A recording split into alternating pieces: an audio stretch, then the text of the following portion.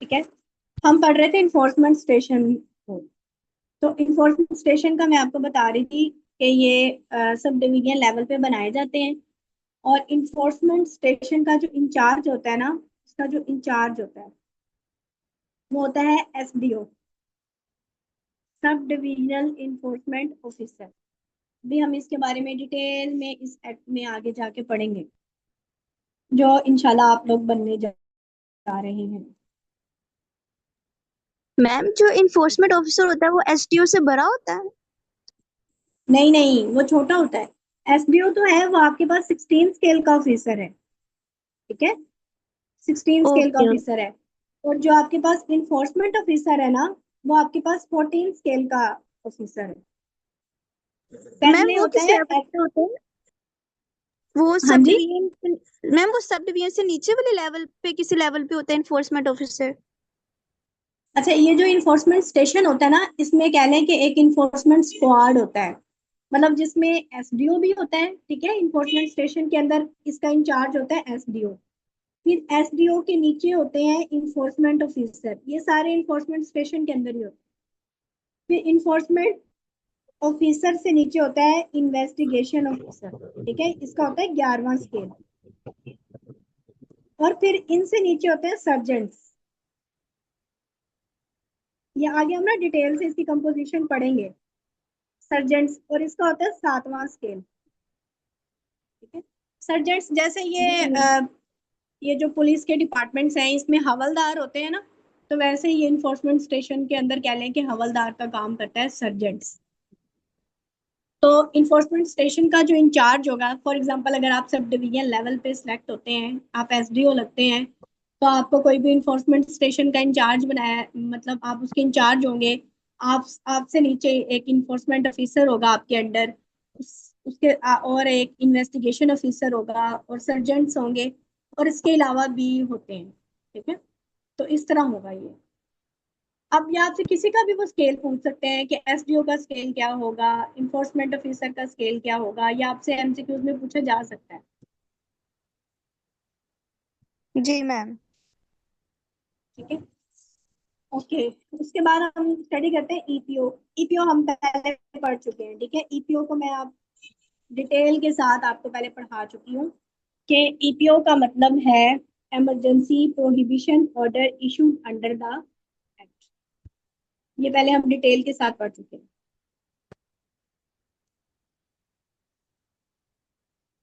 फिर उसके बाद बात होती है फंड। फंड का मतलब है Punjab enforcement and regulatory authority fund established under the act. ठीक है, जो भी फंड एक्ट के अंदर जो है वो इस्टेब्लिश किया जाएगा, फंड का वो मतलब होगा।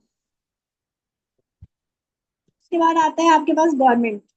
अब यहाँ पे जहां जहां इस एक्ट के अंदर गवर्नमेंट का लफ्ज होगा, उसका मतलब होगा गवर्नमेंट ऑफ द पंजाब। अब इसमें पाकिस्तान की बात नहीं होगी, ठीक है, सिर्फ Punjab, government of the Punjab इसका मतलब होगा। अब ये भी आपसे एमसीक्यूज के अंदर पूछा जा सकता है। उसके बाद है ग्रीवेंस रिड्रेसल कमिश्नर। अच्छा, अब ये ग्रीवेंस रिड्रेसल कमिश्नर कौन होगा? ये वो ऑफिसर होता है जिसे अथॉरिटी अपॉइंट करती है ताकि वो पब्लिक कंप्लेंट्स, मतलब कोई भी जो पब्लिक कंप्लेंट है उनको डील करने के लिए ये ऑफिसर होता है grievance redressal commissioner. Means any officer who may be appointed as the grievance redressal commissioner by the authority. ठीक है, पब्लिक कंप्लेंट्स को डील करने के लिए जो ऑफिसर होता है वो होता है ग्रीवेंस रिड्रेसल कमिश्नर।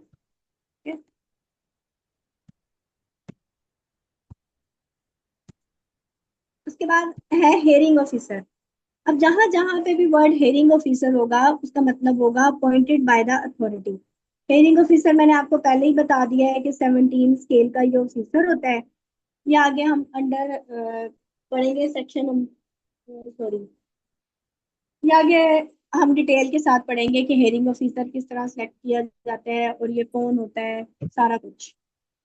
तो इसे अथॉरिटी अपॉइंट करती है, अथॉरिटी, फिर अथॉरिटी। ठीक है, to hear and address enforcement matters. जितने भी इन्फोर्समेंट मैटर्स हैं उन्हें सुनने के लिए, उन्हें एड्रेस करने के लिए ये होता है हेयरिंग ऑफिसर। मैम, जी मैम जैसे आपने बताया जो एसडीओ होता है वो इन्फोर्समेंट स्टेशन का इंचार्ज होता है, तो मैम जो हियरिंग ऑफिसर हाँ। होता है वो भी इन्फोर्समेंट स्टेशन में ही होता है या वो कहीं और बैठता है?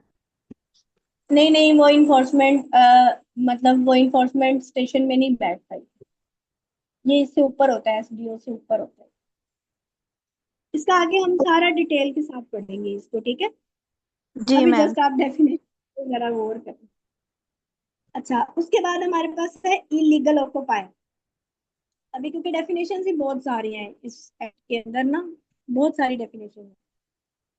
इलीगल ऑक्युपायर का मतलब क्या होता है? इलीगल ऑक्युपायर का मतलब होता है मींस एनी ट्रेसपासर। ट्रेसपासर कहते हैं मतलब जिसने कब्जा किया हो के स्टेट प्रॉपर्टी के ऊपर, जो कि कब्जा करके बैठा हो, उसे कहते हैं ट्रेसपासर।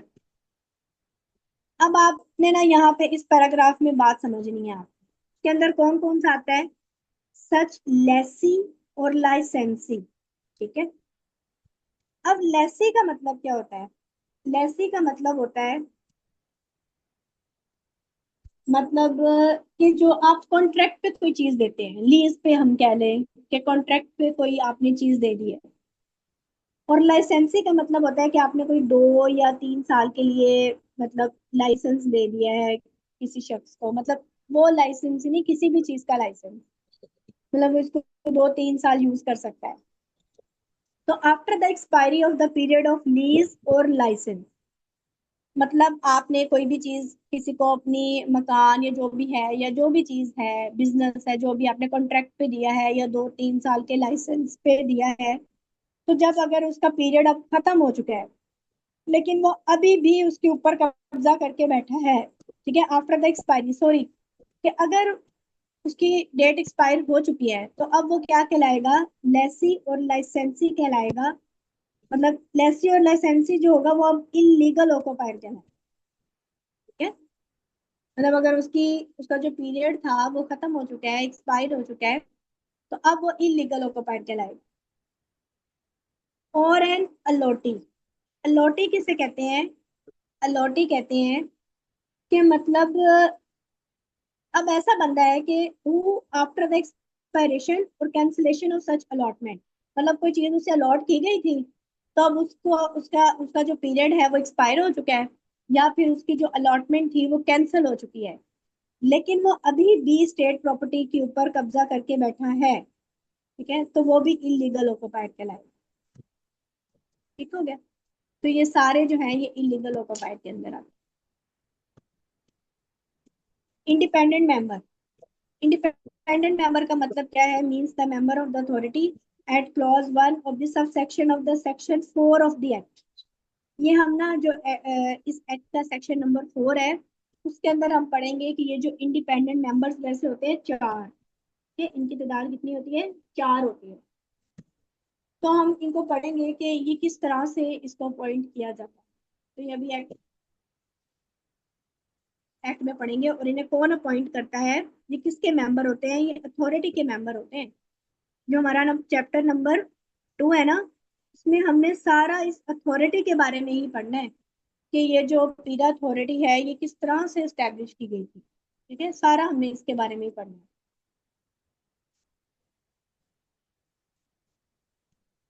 चैप्टर 2 डील ही अथॉरिटी को करता है। बस अब हम इसको थोड़ा थोड़ा जल्दी जल्दी देखते जाते हैं इन डेफिनेशंस को। इनिशिएटिंग अथॉरिटी, इनिशिएटिंग अथॉरिटी का मतलब क्या है? Means any officer or forum initiating an inquiry under that, मतलब जो भी कोई भी इंक्वायरी को इनिशिएट करेगा, स्टार्ट करेगा, उसका मतलब इनिशिएटिंग अथॉरिटी है यहाँ पे। फिर है इन्वेस्टिगेशन ऑफिसर आ गया। अब मैंने आपको बताया था means the investigation officer appointed by the authority under the act. ये जो होता है ना, ये 11वें स्केल का ऑफिसर हो, इन्वेस्टिगेशन ऑफिसर, ठीक है, to carry out investigation, investigation carry out करता है ये।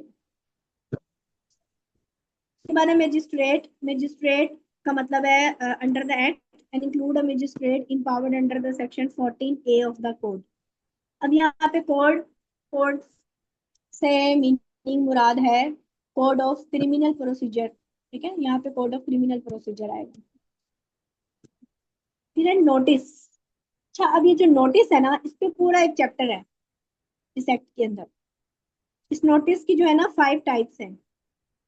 तो आगे हम इसको ना डिटेल के साथ पढ़ेंगे। पे पूरा एक चैप्टर है, including any summons or other communication information required to be served under the act. मतलब जिसके जरिए हम मतलब नोटिस भेजे जाते हैं, कम्युनिकेशन की जाती है, तो वो इसके अंदर आते हैं, नोटिस के अंदर। इसके ऊपर पूरा चैप्टर है, तो इसे आगे हम डिस्कस करेंगे। फिर आपके पास वर्ड आ जाता है ऑफेंस। ठीक है, ऑफेंस किसे कहते हैं? जुर्म को। Means any offence or violation under the act.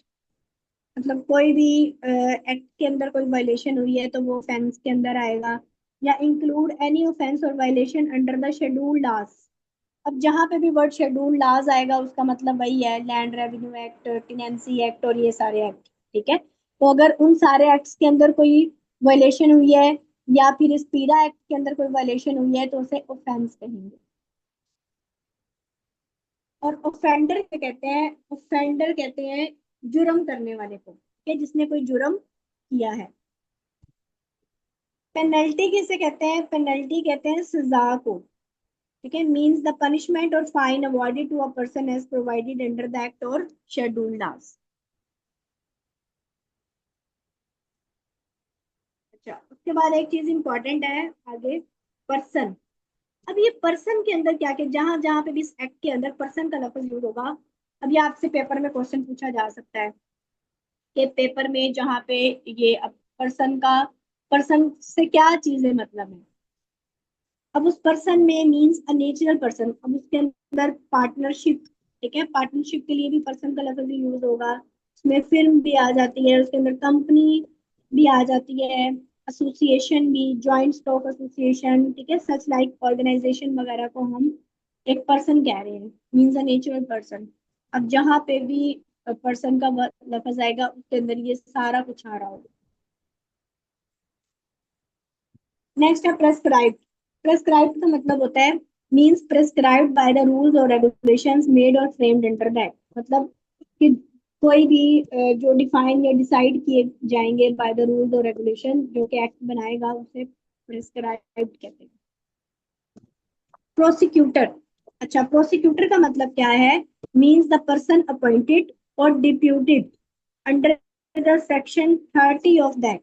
अब आपसे पूछा जा सकता है कि जो प्रोसिक्यूटर का जो जिक्र है या उसकी जो अपॉइंटमेंट है वो इस एक्ट के किस सेक्शन में उसको डिस्कस किया गया है। तो उसको सेक्शन नंबर 30 में डिस्कस किया गया है, ये आगे हम पढ़ेंगे।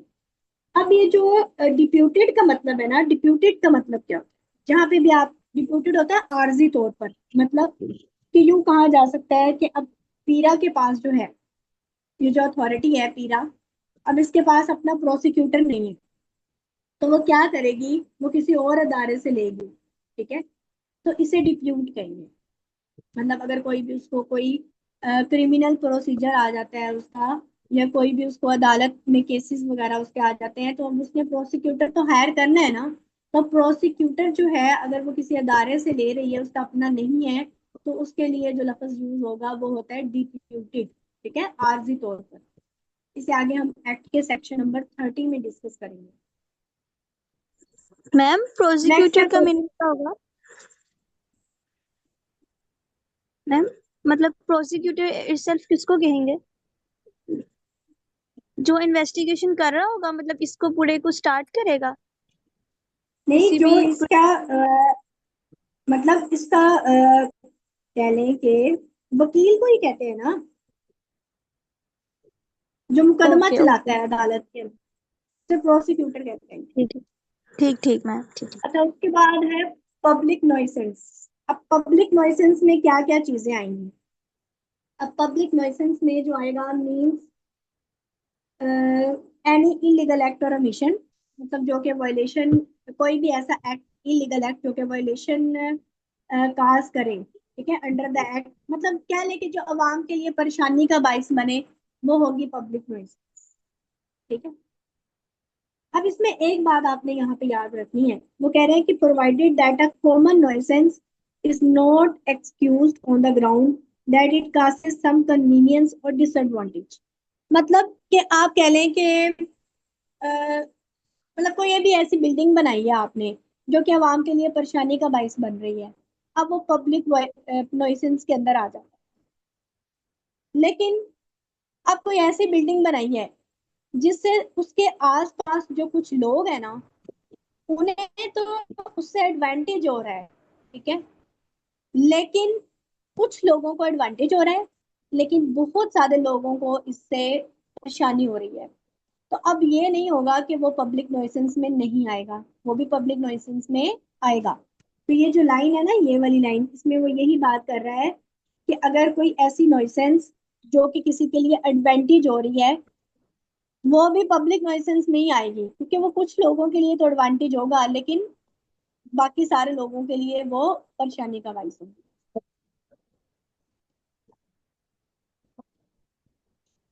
फिर आ जाता है हमारे पास पब्लिक प्लेस। अब पब्लिक प्लेस मतलब मींस एनी प्लेस जहां तक आवाम को रसाई हासिल है। अब उसके अंदर पार्क्स आ जाते हैं, स्ट्रीट्स आ जाती हैं, highways, common areas of schools, hospitals, public office buildings, ठीक है, ये सारी चीजें जो हैं ये पब्लिक प्लेस में आ जाती हैं जहाँ पे आवाम को रसाई हासिल है। फिर उसके बाद आता है रेफरेंस। अब रेफरेंस का क्या मतलब है? Means a reference made by the department. मतलब ये वो कोई भी रेफरेंस होगा जो कि डिपार्टमेंट बनाता है, जहाँ पे कोई भी जो ऑफेंस हुआ है उसको रिपोर्ट किया जाता है टू द अथॉरिटी, ठीक है, या फिर इन्फोर्समेंट स्टेशन को रिपोर्ट किया जाता है for the enforcement of act और शेड्यूल लॉज। या आगे हम इसको एक्सप्लेन से डिस्कस करेंगे। ये कोई भी एक रेफरेंस होता है जो कि एक डिपार्टमेंट बनाता है कि ये रिपोर्ट करता है अथॉरिटी को या इन्फोर्समेंट स्टेशन को, ताकि वो इस एक्ट को जो है वो इन्फोर्स करवा सके। उसके बाद आता है regulations. Means the regulation framed under the act. Requisition, requisition कहते हैं भर्ती को। अब इसके अंदर जो भर्ती होनी है वो कैसे होनी है, ठीक है, तो ये की जाती है means requisition sent under the section 20 of that.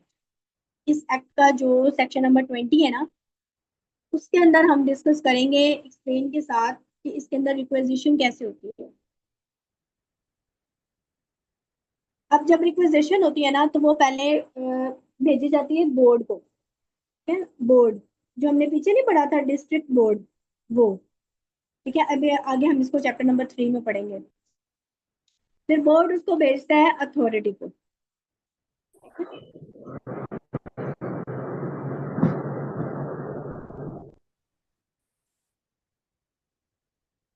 Then है हमारे पास सिलेक्शन पैनल।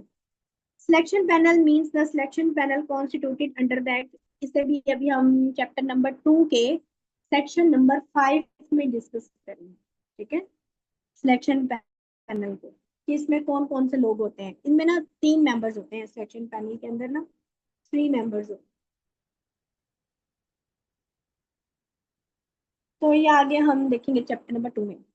शेड्यूल का मतलब है means the schedule appended with the act.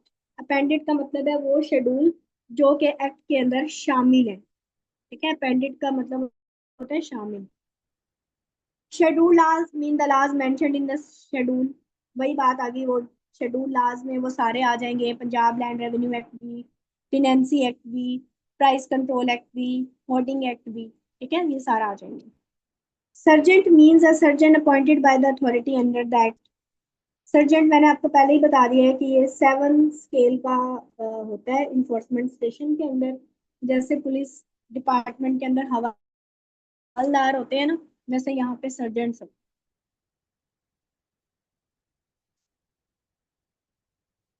फिर हमारे पास है सर्विसेज। सर्विसेज का मतलब है इसके अंदर वो सारी सर्विसेज आ जाती हैं जो कि प्रोवाइड कर रहे हैं for the government in the public interest. ये इसमें कोई इतना समझने वाली बात नहीं। नेक्स्ट जो आपके पास आता है उसका मतलब है स्टेट प्रॉपर्टी। बस ये थोड़ी सी डेफिनेशंस रह गई हैं। स्टेट प्रॉपर्टी, अच्छा, state property means the property in the name of or under the control of the government or the department of any entity owned or controlled by the government। मतलब जो government के control में है, department के control में आती है, उसको स्टेट प्रॉपर्टी कहते हैं। Subdivisions means a subdivision notified as such under the Punjab Land Revenue Act. अगर आपने पढ़ लिया है तो उसमें आपने सब डिविजन्स के बारे में पढ़ा होगा. Sub divisional enforcement officer SDEO, ठीक है, जिसके लिए आप सुबह शाम तैयारी कर रहे हैं. ये 16 स्केल का ऑफिसर होता है. Means the sub divisional enforcement officer appointed under the act. Supplies. अब सप्लाईज में क्या आ जाता है? सप्लाईज में तमाम वो सप्लाईज आ जाती हैं जो कि रिक्वायर होती हैं to be maintain by the government in public interest. Support staff में स्टाफ हो जाता है अथॉरिटी का, जो कि कोई भी clerical, technical or other ministerial जो जॉब्स हैं या उसके ऑफिस के जो काम है वो परफॉर्म कर रहे हैं, वो उसका स्पोर्ट स्टाफ. अच्छा, ये इंपॉर्टेंट है. Whistler blower. अच्छा, विस्लर ब्लोअर किसे कहते हैं? विस्लर ब्लोअर कहते हैं मुखबर को. मतलब मुखबर वो होता है ना जो मुखबरी करता है, मतलब किसी की खबर आकर आपको देता है तो वो मुखबरी कहलाता है.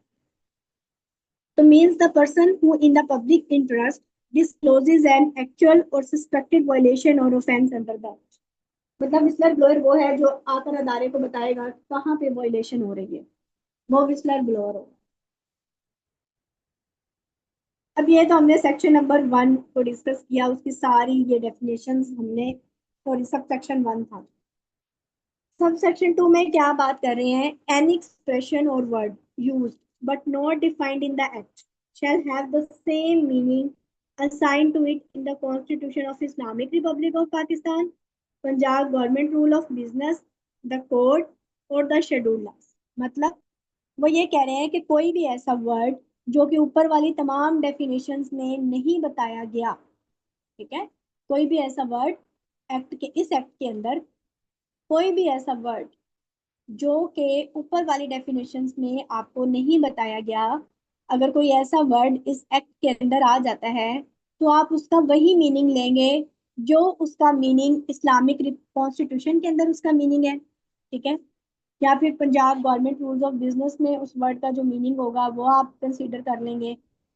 द कोड मतलब जो कोड ऑफ क्रिमिनल प्रोसीजर में है, या फिर शेड्यूल लॉज, इसमें जो पंजाब लैंड रेवेन्यू एक्ट, वो सारे लॉज, ठीक है.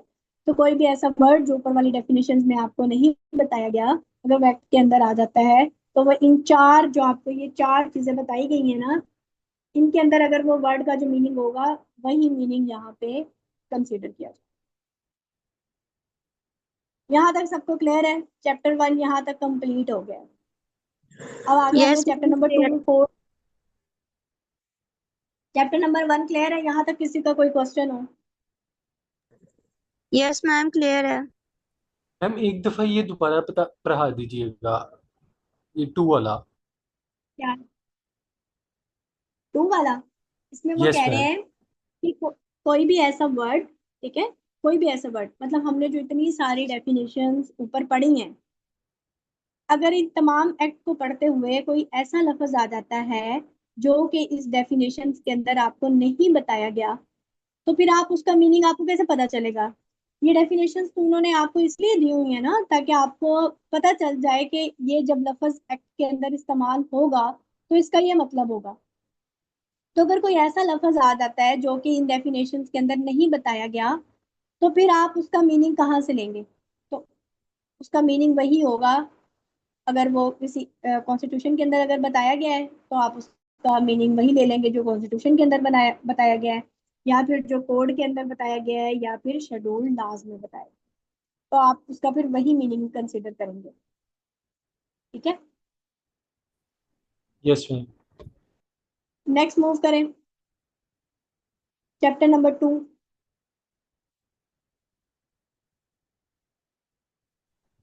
Yes ma'am. Yes ma'am. ठीक है, चैप्टर 2 को अब हम डिस्कस करते हैं. हमारा जो चैप्टर नंबर 2 है ये इम्पोर्टेंट है, ठीक है, पेपर पॉइंट ऑफ व्यू के लिहाज से ये आपका बहुत इंपॉर्टेंट चैप्टर है.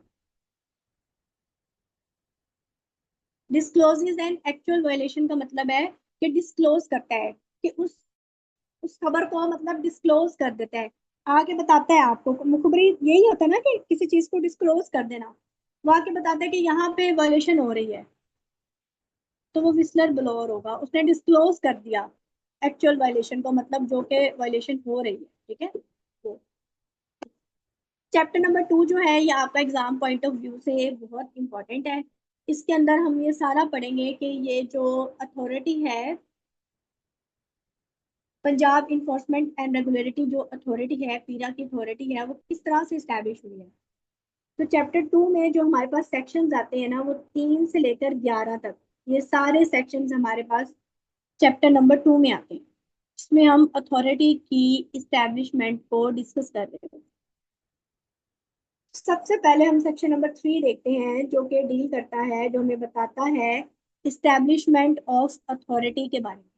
अब जहां पे भी अथॉरिटी का लफ्ज आएगा उसका मतलब होगा पीरा authority. The government shall by the notification in the official gazette establish an authority to be known as Punjab Enforcement and Regulatory Authority for carrying out the purposes of the act। मतलब government जो है वो अपने notification में उसने notify कर दिया official gazette के अंदर के एक अथॉरिटी स्टैब्लिश हुई है जिसका नाम क्या है, Punjab enforcement and regulatory authority, जो कि कैरी आउट करेगी for the purposes of act. अच्छा, अब ये जो अथॉरिटी है, the authority shall be a body corporate. Body corporate का मतलब है कि ये लीगल बॉडी है। बॉडी कॉर्पोरेट का मतलब क्या है, लीगल बॉडी। ये जो एक्ट की लैंग्वेज है ना, ये थोड़ी सी कॉम्प्लेक्स होती है, तो लेकिन ये होता है कि जब पीपीएससी ने क्वेश्चन बनाने हैं ना, तो उसमें एज इट इज आप आपसे ये लाइनें ही उठानी है एक्ट वाली। ठीक है, मैं चाहूँ तो आपको इसको सिंपल वर्डिंग में कन्वर्ट करके आपको एक्ट दे दूँ, लेकिन उसका आपको फायदा नहीं होगा। आपको फायदा इसी तरह ही होगा जब आप एक्ट इस तरह पढ़ेंगे। Having perpetual succession. अच्छा, परपेचुअल सक्सेशन का मतलब क्या है? परपेचुअल सक्सेशन का मतलब ये है कि इसकी जो तकर्री है ना, तकर्री मतलब इसके अंदर जो भी कहने के भर्तियां हो रही हैं, उसका तसलसल बरकरार रहेगा। फॉर एग्जाम्पल कि अगर इसका कोई मेंबर की डेथ हो जाती है या कोई सीट खाली है, खाली हो जाती है, कोई सीट इनकी खाली हो जाती है, तो अथॉरिटी की वर्किंग स्टॉप नहीं होगी। ठीक है, फिर उस पर भर्ती कर ली जाएगी, मतलब इसका जो तकर्री का जो तसलसल है ना, वो कायम रहे। And a common seal. अब कॉमन सील का मतलब क्या है? सील का मतलब होता है मोहर, मतलब इसकी जो है वो एक स्टैंप होगी, अपनी मोहर होगी। ठीक है, अथॉरिटी की अपनी क्या होगी? एक मोहर होगी। With power to enter into contract, मतलब इनके पास पावर होगी कि वो किसी भी अदर डिपार्टमेंट्स के साथ कॉन्ट्रैक्ट कर सकते हैं। ठीक है, with the power to enter into contract. Acquire or dispose of property, मतलब ये कोई भी प्रॉपर्टी जो है वो एक्वायर भी कर सकते हैं और उसको डिस्पोज भी कर सकते हैं। एंड में बाय इट्स नेम स्यू और बी स्यूड। अब इस लफ्ज को आपने समझना है। सबसे पहले तो हम देखते हैं बाय इट्स नेम स्यू, कि स्यू का मतलब क्या है। अब स्यू का मतलब क्या होता है? स्यू का मतलब ये होता है कि इसके ये जो है किसी के खिलाफ मुकदमा दायर कर सकती है अपने नाम पर। ठीक है, बाय इट्स नेम स्यू और बी स्यूड, कि ये अपने नाम पर किसी पर भी, किसी भी अदारे पर ये मुकदमा दायर कर सकती है। स्यू का मतलब ये होता है। और बी स्यूड का मतलब क्या होता है? बी स्यूट का मतलब होता है कि कोई इसके खिलाफ भी मुकदमा दायर हो सकता है। ठीक है, बी स्यूट का मतलब क्या है? कि इसके खिलाफ भी मुकदमा दायर हो सकता है, लेकिन वो किसी और अदारे से हेल्प नहीं ले सकती। वो अगर अदालत में मुकदमा लड़ेगी तो वो अपने नाम पर लड़ेगी, वो किसी और अदारे से हेल्प नहीं लेगी। ठीक है, अब इस पूरी बात को मैं दोबारा से बता देती हूँ कि ये जो अथॉरिटी होगी वो बॉडी कॉर्पोरेट मतलब लीगल बॉडी होगी। इसमें जो तकर्री का तसलसल होगा वो कायम रहेगा। इसकी एक प्रॉपर स्टैंप होगी। ये किसी भी अदर डिपार्टमेंट के साथ कॉन्ट्रैक्ट कर सकती है। और इसके खिलाफ कोई भी अदारा जो है वो मुकदमा कर सकता है, केस दायर कर सकता है। और ये भी किसी भी अदारे के खिलाफ जो है वो मुकदमा दायर कर सकती है, लेकिन अपने नाम पर। ठीक है, केस भी जो है ये अपने नाम पर लड़ेगी, वो किसी डिपार्टमेंट से, किसी अदर डिपार्टमेंट से कोई भी हेल्प नहीं लेगी। ठीक है, उसके बाद हमारे पास आ जाता है सब सेक्शन नंबर 3। अब सब सेक्शन ये बता रहा है the headquarters of the authority shall be at Lahore. अब ये एमसीक्यूज है आपके पास, वो आपसे एमसीक्यूज में पूछ सकता है कि ये जो पीरा अथॉरिटी है इसका हेडक्वार्टर कौन सा होगा। तो इसका जो हेडक्वार्टर होगा वो लाहौर में होगा। With such offices in such other areas as the authority may deem appropriate. मतलब अगर अथॉरिटी चाहे तो वो और भी ऑफिसेज और अदर एरियाज में भी बना सकती है, लेकिन जो हेडक्वार्टर होगा अथॉरिटी का वो कहाँ पे होगा, लाहौर के अंदर। ओके, ये तो था सेक्शन नंबर 3। इसके बाद है हमारे पास section number 4, composition of the authority. इसके हम देखेंगे कि अथॉरिटी बनाई क्या गई, मतलब अथॉरिटी में कौन कौन से लोग आते हैं, ये इंपॉर्टेंट है। इसमें बहुत सारे एमसीक्यूज बनेंगे आपसे। द अथॉरिटी शैल कंसिस्ट, अब इसमें कौन कौन सी चीजें आती हैं, पहले तो चेयरपर्सन आता है, और चेयरपर्सन कौन होगा अथॉरिटी का, सीएम पंजाब। अब ये आपसे क्वेश्चन पूछ सकता है वो एमसीक्यूज के अंदर कि अथॉरिटी का चेयरपर्सन कौन होगा, सीएम पंजाब होगा। ठीक है, वाइस चेयरपर्सन कौन होगा, vice chairperson chief secretary of Punjab हो। ठीक है, अथॉरिटी का जो वाइस चेयरपर्सन होगा वो चीफ सेक्रेटरी ऑफ पंजाब होगा। इसके अंदर एक मेंबर होगा बोर्ड ऑफ रेवेन्यू का, सीनियर मेंबर। एक मेंबर होगा secretary to the government home department का। एक मेंबर होगा प्रोविंशियल पुलिस ऑफिसर। ठीक है, अब देखिए प्रोविंशियल पुलिस ऑफिसर की बात इसलिए हो रही है कि ये जो अथॉरिटी है ना ये पूरे पंजाब के लिए है। ठीक है, मतलब ये पंजाब लेवल पे है, इसलिए यहाँ पे प्रोविंशियल पुलिस ऑफिसर है। ठीक है, PPO। जब हम आगे बोर्ड की बात करेंगे ना जो डिस्ट्रिक्ट लेवल पे होता है, वहां पे फिर DPO आएगा। ठीक है, डिस्ट्रिक्ट पुलिस ऑफिसर, वहां पे DPO आएगा। लेकिन ये जो अथॉरिटी है ये पूरे पंजाब, होल पंजाब को कवर कर रही है, इसलिए यहाँ पे प्रोविंशियल पुलिस ऑफिसर, PPO। फिर एक मेंबर होगा secretary to the government finance department से। एक मेंबर होगा SM गैट से सेक्रेटरी उसका। एक मेंबर होगा local government and community development department से। एक मेंबर होगा पब्लिक प्रोसिक्यूशन डिपार्टमेंट से, ठीक है, उसका सेक्रेटरी। अभी आगे भी हम देखते हैं इसी कंपोजिशन में और भी हैं।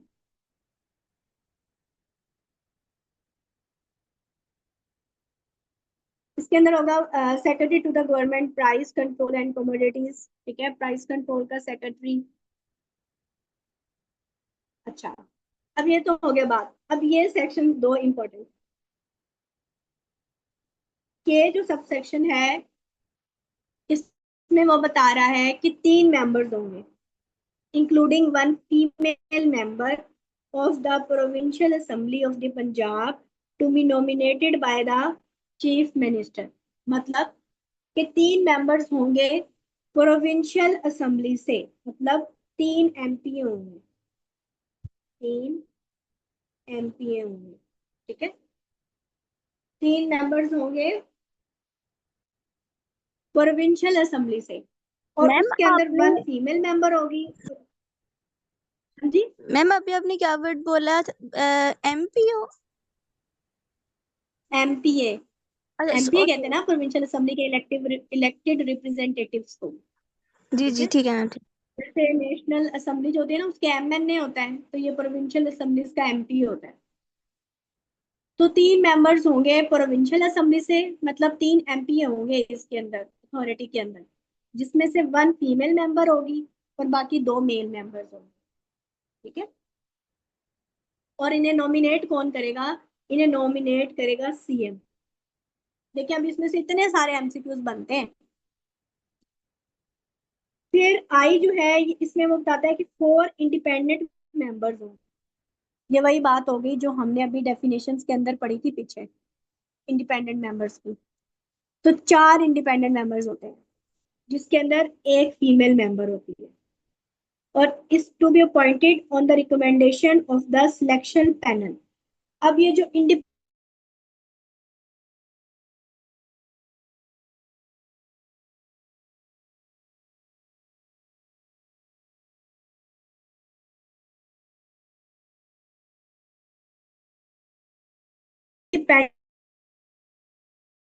को है पैनल, ठीक है, करेगा सीएम, ठीक है, इनको सीएम नॉमिनेट करेगा।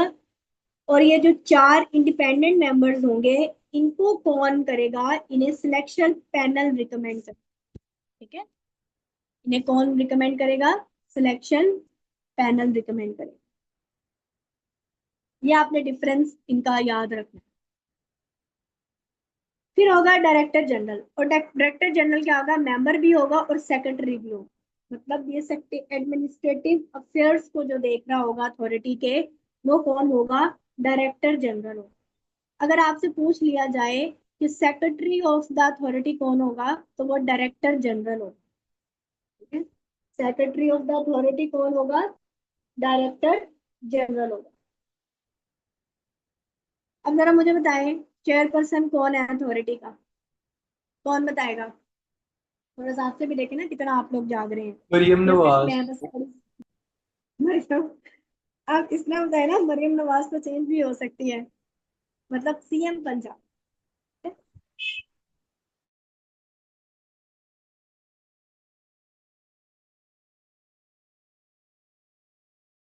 उसके बाद मुझे बताएं कि वाइस चेयरपर्सन कौन है। मैंने बार बार रिपीट किया आपको, अरे अब मैम चीफ जो सेक्रेटरी इसका ऑफ पंजाब। हाँ चीफ सेक्रेटरी ऑफ पंजाब होगा। और अथॉरिटी का सेक्रेटरी कौन होगा, डायरेक्टर जनरल होगा, ठीक है। अथॉरिटी का सेक्रेटरी कौन होगा, डायरेक्टर जनरल होगा। ये आपने याद रखना है, ये सारे एमसीक्यूज हैं कि जो 3 मेंबर्स हैं एमपीए उनको नॉमिनेट करेगी सीएम, और जो 4 इंडिपेंडेंट मेंबर्स हैं उन्हें सिलेक्शन पैनल रिकमेंड करेगा। अभी उसके बारे में हम आगे पढ़ते हैं। अच्छा जी, गुड, इसका मतलब है कि आप लोग जाग रहे हैं। उसके बाद जो नेक्स्ट है यहाँ से, the chairperson may delegate his authority to the vice chairperson for the performance of all of his functions under that। वो कह रहे हैं कि जो चेयरपर्सन है ना, मतलब जो सीएम है, वो अपनी अथॉरिटी को वाइस चेयरपर्सन को डेलीगेट कर सकता है, ठीक है। सीएम जो है वो अपनी अथॉरिटी को वाइस चेयरपर्सन को दे सकता है for the performance of all or any of his functions under that.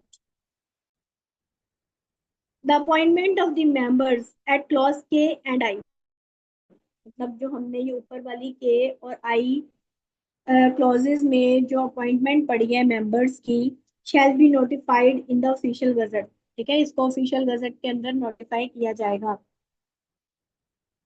उसके बाद है not with standing anything contained in the subsection